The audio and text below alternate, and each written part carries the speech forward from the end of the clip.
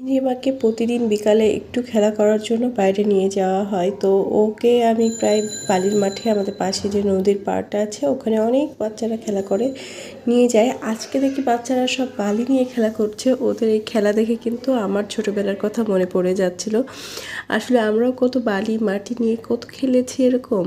তো এখনকার বাচ্চারা তো খুবই কম খেলে, আর খেলার সুযোগ পাই কম। খোলা মাঠ এরকম তো আর পাই না ওরকম।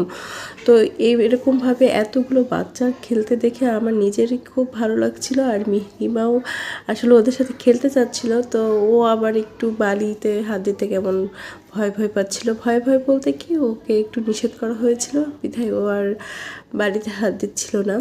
তবে এভাবে খেলা করা বেশ ভালো কিন্তু। আর আসলে এভাবে তো খেলা ভুলেই গেছে বাচ্চারা।